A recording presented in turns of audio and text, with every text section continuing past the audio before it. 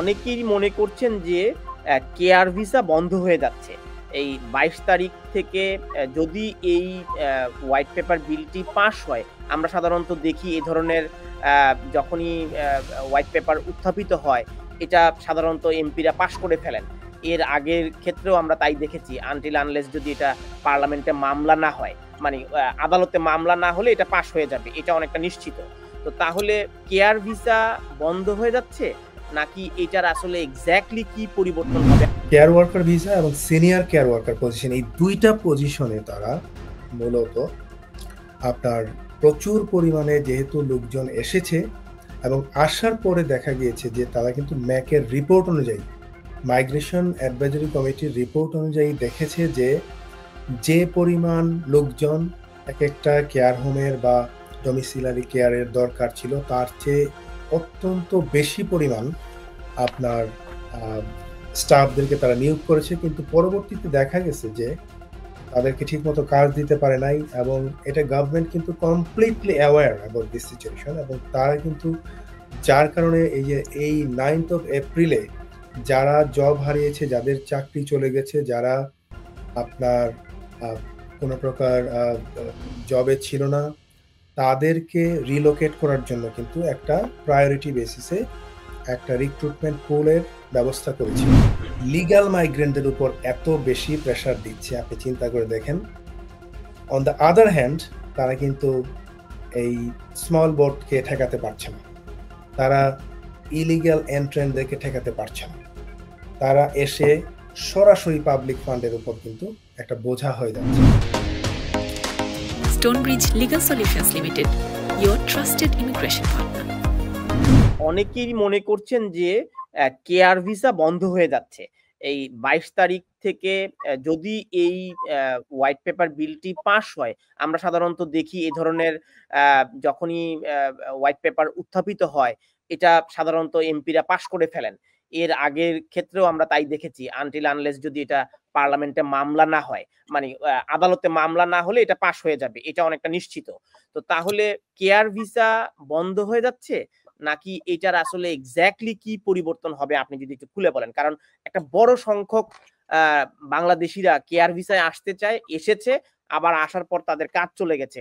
যারা অলরেডি আছে, কাজ হারিয়েছে তাদের কি হবে? জি। তানভীর ভাই, আপনি সঠিকভাবেই বলেছেন। বেসিক্যালি আমাদের দেশ থেকে আমরা দেখেছি, শুধু আমাদের দেশ না, মানে ইন্ডিয়া থেকে হোক, নাইজেরিয়া থেকে হোক, পাশাপাশি অনেক দেশ থেকে, নন ইউ কান্ট্রি থেকে কিন্তু প্রচুর পরিমাণে আপনার কেয়ার ওয়ার্কার ভিসাটা যখন চালু হলো, তখন কিন্তু আপনার স্পেশালি এটা আগে ছিল 6145 and 6146, তার পরবর্তীতে কোডটা তারা চেঞ্জ করেছে 6135 and 36, এই দুইটা কোডে মানে কেয়ার ওয়ার্কার ভিসা এবং সিনিয়র কেয়ার ওয়ার্কার পজিশন, এই দুইটা পজিশনে তারা মূলত আপনার প্রচুর পরিমাণে যেহেতু লোকজন এসেছে এবং আসার পরে দেখা গিয়েছে যে তারা কিন্তু ম্যাকের রিপোর্ট অনুযায়ী, মাইগ্রেশন অ্যাডভাইজারি কমিটির রিপোর্ট অনুযায়ী দেখেছে যে পরিমাণ লোকজন এক একটা কেয়ার হোমের বা ডোমিসিলারি কেয়ারের দরকার ছিল তার চেয়ে অত্যন্ত বেশি পরিমাণ আপনার স্টাফদেরকে তারা নিয়োগ করেছে, কিন্তু পরবর্তীতে দেখা গেছে যে তাদেরকে ঠিকমতো কাজ দিতে পারে নাই এবং এটা গভর্নমেন্ট কিন্তু completely aware about this situation এবং তারা কিন্তু যার কারণে এই 9th of এপ্রিলে যারা জব হারিয়েছে, যাদের চাকরি চলে গেছে, যারা আপনার কোনো প্রকার জবে ছিল না, তাদেরকে রিলোকেট করার জন্য কিন্তু একটা প্রায়োরিটি বেসিসে একটা রিক্রুটমেন্ট পুলের ব্যবস্থা করেছিল। আমি জাস্ট এই ফাঁকে একটু বলে নেই, এই 22শে জুলাইয়ের মাধ্যমে এই যে আইনটা কার্যকর করছে রুলসটা, এর মাধ্যমে কিন্তু এই যে রিক্রুটমেন্ট পুলে যে প্রায়োরিটির ব্যবস্থাটা করেছিল সেটাকে তারা অবশ্য বাদ করে দিচ্ছে। সেই বিষয়টা আর থাকছে না। সো এমপ্লয়ারদেরকে আর নতুন করে এই রুলসটা মিট করতে হবে। তো আমি যে বিষয়টা বলছিলাম তানভীর ভাই, সেটা হচ্ছে যে যেহেতু গভর্নমেন্ট জানে যে প্রচুর মানে হিউজ একটা এক্সপ্লয়টেশন এর শিকার হয়েছে। এখানে প্রচুর পরিমাণ মিসইউজ হয়েছে এই ভিসাটা, স্পেশালি কেয়ার ওয়ার্কার ভিসাটা। কারণ এটা এত সহজ ছিল, দেখেন এখানে কোনো প্রকার আপনার অ্যাপ্লিকেশন ফি ছিল মাত্র রাফলি অ্যাবাউট ৩ বছরের জন্য ২৫০ পাউন্ড। আর এখানে কোনো প্রকার IHS বা ইমিগ্রেশন স্কিল সার্চার্স ছিল না এবং কোনো প্রকার স্পেসিফিক কোনো কোয়ালিফিকেশনের প্রয়োজন ছিল না। অ্যান্ড দেয়ারফোর দেখা গেছে যে আপনার লাখো, লাখো মানুষ মানে কোনো প্রকার ইয়ে ছাড়া শুধুমাত্র IELTS এ হয়তো আপনার B1 লেভেলটা পাস করেছে, 4 বা 4 এর উপর পেয়েছে। সো এইটা করে কিন্তু অত্যন্ত মানে একটা বড় সংখ্যক আপনার কেয়ার ওয়ার্কার রা কিন্তু চলে এসেছে এই দেশে এবং চলে আসার পর দেখা গেল যে তাদেরকে ঠিকমতো কাজ দেওয়া হচ্ছে না এবং তারা এটাকে বলছে যে ওয়াইড স্প্রেড এক্সপ্লয়টেশনস।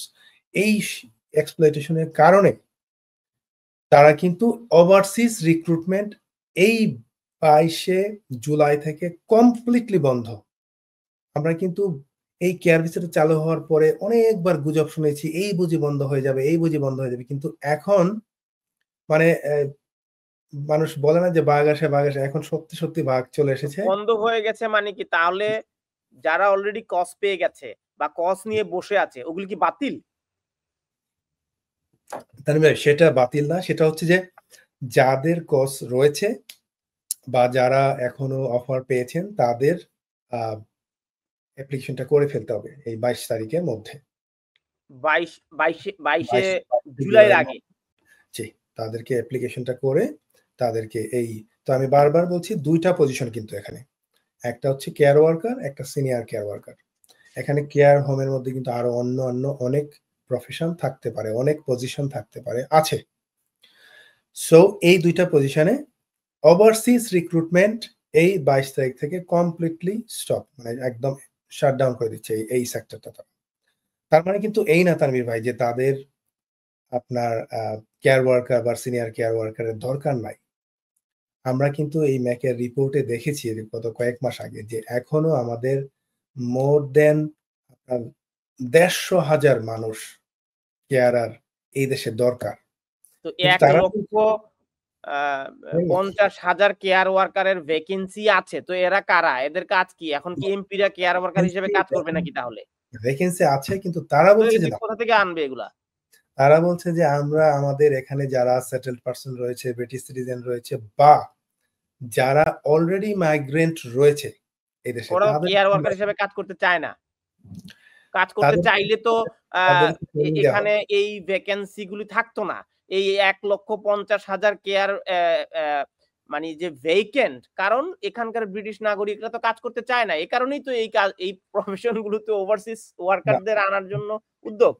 অবভিয়াসলি আমি তানভীর ভাই পার্সোনালি বিশ্বাস করি যে যদিও তারা এই বিষয়টাকে ওভারসিজ রিক্রুটমেন্ট কমপ্লিটলি বন্ধ করেছে, যেহেতু চাহিদা রয়েছে, তারা যদিও বলছে যে আমাদের লোকাল যে আমাদের যে লেবার ফোর্সটা আছে সেটাকে আমরা কাজে লাগাবো, সেটাকে কাজে লাগিয়ে আমরা তাদেরকে এখানে জব দিব so that British jobs for British people. হ্যাঁ, তো তাদের যে একটা স্লোগান রয়েছে, আর স্পেশালি আপনি তো জানেন এখানে নাইজেল ফারাজের চাপে, রিফর্ম উইকের চাপে মনে করেন যে লেবার পার্টির আমাদের যে বর্তমান যে অবস্থা, তারা কিন্তু পলিটিক্যাল একটা প্রেশারের কারণে কিন্তু তড়িঘড়ি করে এই আইনগুলো করছে দ্রুত, জাস্ট ব্রিটিশ পিপলদেরকে দেখানো যে লোক যে কাজটা রিফর্ম ইউকে করবে নাইজেল ফারাজ করতে চায় সেটা তো আমরাই করে দেখাচ্ছি, সো আমাদেরকে ভোট দাও।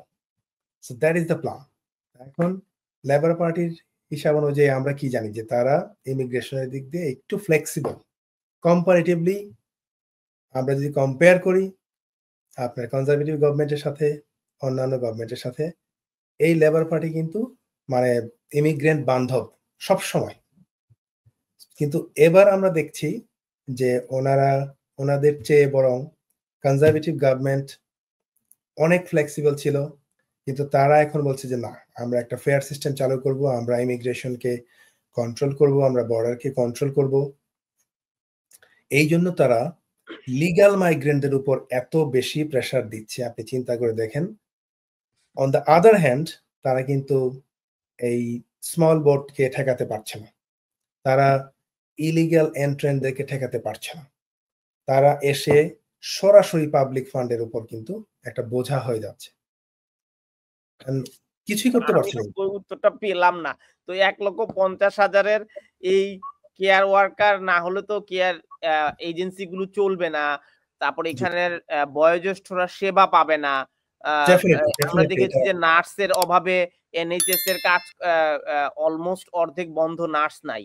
তারপরে আমরা দেখেছি যে বিশ্ববিদ্যালয়গুলো 70% ব্রিটেনের বিশ্ববিদ্যালয়গুলো প্রায় বন্ধ হওয়ার, দেউলিয়া হওয়ার উপক্রম হয়েছে আন্তর্জাতিক শিক্ষার্থীদের এই সুযোগ সুবিধা বন্ধ করার জন্য। ব্রিটেনের বড় ব্যবসা হচ্ছে এই আন্তর্জাতিক শিক্ষার্থীরা। তো এখন কেয়ার ওয়ার্কার এই ভিসা আপনি কি মনে করেন আদৌ পার্লামেন্টে এটা টিকবে? না না, বেসিক্যালি তানভীর ভাই আমি আপনাকে একটু এখানে কারেক্ট করি, ইফ ইউ ডোন্ট মাইন্ড। ব্যাপারটা হচ্ছে যে কিছু কিছু আইন রয়েছে যেটা আমি আগেই বলা উচিত ছিল, সেটা হচ্ছে যে যে সকল আইন অলরেডি সেকেন্ডারি লেজিসলেশনের মাধ্যমে অ্যাক্টের মধ্যে থেকেই যে ইমিগ্রেশন অ্যাক্ট রয়েছে সেখানে তারা পরিবর্তন করতে পারে, সেগুলো কিন্তু তারা করে ফেলছে। আর যেটা যেমন ধরেন সেটেলমেন্টের ক্ষেত্রে 5 বছর থেকে 10 বছর হবে কিনা সেটা কিন্তু কনসালটেশনে রয়েছে, এটা কিন্তু কনসালটেশন হবে, এটা আপনার পার্লামেন্টে উঠবে। প্রত্যেকটা stage, like first stage, second stage, third stage, প্রত্যেকটা স্টেজে আপনার যাবে, কনসালটেশন হবে। তারপরে হচ্ছে এটা কমন্স থেকে পাস হওয়ার পর হাউস অফ লর্ডসে যাবে, তারপর কিংসের কনসেন্ট পাওয়ার পর হচ্ছে এটা আইনে পরিণত হবে, তারপর তারা একটা ডেট ঠিক করবে যে কখন এটা এনফোর্স হবে। বাট এখন যে পরিবর্তনগুলি সেগুলি কিন্তু তারা করে ফেলছে এবং it will be effective from 22nd of July। এটা কিন্তু অলরেডি এনফোর্স হয়ে যাবে, ঠিক আছে তানভীর ভাই? সো এখানে আর কনসালটেশনের সুযোগ নাই। সো যা তারা করার ইচ্ছে তারা করে ফেলছে। সো ফার্স্ট অফ অল যেটা আমরা বলছিলাম যে কেয়ার ভিসা ওভারসিজ থেকে টোটালি স্টপ হয়ে গেছে। এখন আমি প্রিয় দর্শকদেরকে বলবো যে এইরকম যদি আপনাকে কেউ আশ্বাস দেয় এখন যে আমি তোমাদেরকে কেয়ার ভিসা দিব, তোমাদেরকে কেয়ার ভিসা ইউকেতে নিয়ে যাব, আপনারা অবশ্যই তাদের মাধ্যমে প্রতারিত হওয়ার যাতে না হন সেইভাবে সজাগ থাকবেন সবসময়। সো কেয়ার ভিসায় আপাতত, কেয়ার এবং সিনিয়র কেয়ার ভিসায় আপাতত ওভারসিজ থেকে কেউ আসতে পারবে না আনটিল গভর্নমেন্ট যদি আবার পরবর্তীতে কোনো ঘোষণা দিয়ে আবার এটাকে চালু করে। আর এখানে যারা অলরেডি চলে এসেছেন কেয়ার ভিসায় কিন্তু তারা সুইচ করতে চান, অন্য ভিসায় যেতে চান, তো তাদের ক্ষেত্রে আসলে কি নিয়ম কার্যকর হবে 22 জুলাই থেকে? ওয়েল 22 জুলাইয়ের আগে অবভিয়াসলি দে ক্যান সুইচ, এখানে কিছু কিছু কন্ডিশন রয়েছে। বাট 22 জুলাইয়ের পরে যেই জিনিসটা হতে যাচ্ছে সেটা হচ্ছে যে কেয়ার ভিসায় কিন্তু আপনার স্পেশালি কেয়ার ওয়ার্কার এবং সিনিয়র কেয়ার ওয়ার্কার এই দুইটাতে কিন্তু যে কেউ অলমোস্ট অনেকেই যেতে পারবে। স্পেশালি এখান থেকে আপনার যারা ডিপেন্ডেন্ট রয়েছে তারা যেতে পারবে, যারা অন্য কোনো স্কিলড ওয়ার্কার ভিসায় রয়েছে তারা কেয়ার ভিসায় সুইচ করতে পারবে। এখানে কিন্তু কোনো বাধা থাকছে না, শুধু বাধা একটাই, সেটা হচ্ছে যে আপনার কন্ডিশনটা হচ্ছে যে যেহেতু ওয়াইড স্প্রেড এক্সপ্লয়টেশনের একটা শিকার হয়েছে এই গভর্নমেন্ট এই ভিসা সেক্টরটাতে, তারা চাচ্ছে যে মেকশিওর হতে যারা কাজ করবে তারা যাতে অ্যাটলিস্ট 3 মাস এই এমপ্লয়ের সাথে কাজ করে before they issue the cause. So that means হচ্ছে যে আপনার একটা লোক কাজ করবে আপনার কোম্পানিতে, ধরেন আপনি পিএসডব্লিউ তে আছি, এখন আমি কেয়ার ভিসায় যেতে চাই, হয়তো আমার কেয়ার ভিসার কি কেয়ারার হিসেবে আমার কোনো প্রিভিয়াস কোনো এক্সপিরিয়েন্স ছিল না। সো 3 মাস একটা লোক কাজ করলে কিন্তু তাকে যেমন একটা আপনি বুঝতে পারবেন যে সে কি ইন্টারেস্টেড কিনা, সে কি কাজটা পারবে কিনা। এট দ্য সেম টাইম এমপ্লয়িও কিন্তু বুঝতে পারবে যে আমার এমপ্লয়ার কি আমাকে কাজ দিতে পারবে কিনা। সো তাদের মধ্যে একটা এই জিনিসটাই মূলত এই আপনার এই স্টেটমেন্ট অফ চেঞ্জেস এর মধ্যে এবং আপনার যে এক্সপ্লানেটরি মেমোরেন্ডামটা আছে এটার মধ্যে কিন্তু এইভাবেই এক্সপ্লেন করা, তাদের মধ্যে একটা রিলেশনশিপ সৃষ্টি হবে, দুইজনই একটা উইন উইন সিচুয়েশনে থাকবে যে হ্যাঁ এমপ্লয়ারও জানবে যে লোকটা আমার জন্য ভালো দক্ষ কাজ করতে পারবে, তাকে আমি রাখতে চাই, তাকে আমি 3 মাস কাজ করার পর যখন তার পারফরমেন্স দেখবো তখন আমি তাকে কাজে নিব। এট দ্য সেম টাইম আপনার এমপ্লয়ির ক্ষেত্রে কিন্তু সেও একটা নিশ্চয়তা পাবে যে না আমি যেখানে কাজ করতে যাচ্ছি সে আমাকে কাজটা দিতে পারবে, তার আওয়ার্স রয়েছে, তার স্কোপটা রয়েছে। সো দ্যাট ইজ হোয়াই তারা এই জিনিসটা কন্ডিশনটা জুড়ে দিয়েছে যে অ্যাটলিস্ট 3 মাস কাজ করার পর যে কেউ এই ভিসাতে যেতে পারবে। বাট প্রবলেম হচ্ছে যেটা আমাদের আগে যে রুলটা ছিল কেয়ার ওয়ার্কার ভিসা এবং সিনিয়র কেয়ার ওয়ার্কার ভিসায় কিন্তু ডিপেন্ডেন্ট আনা যায় না। তো সেই ক্ষেত্রে যাদের ডিপেন্ডেন্ট রয়েছে they will be in trouble. হয়তো মেইন অ্যাপ্লিক্যান্ট গেল, সেই ক্ষেত্রে হয়তো ডিপেন্ডেন্টও ইচ্ছে করলে আলাদাভাবে দুইজনেই হয়তো ওয়ার্ক পারমিট নিয়ে বা দুইজনেই মেইন অ্যাপ্লিক্যান্ট হয়ে থাকতে পারবে, কিন্তু ডিপেন্ডেন্ট হতে পারবে না, স্পেশালি কেয়ার ওয়ার্কার এবং সিনিয়র কেয়ার ওয়ার্কার ভিসার ক্ষেত্রে।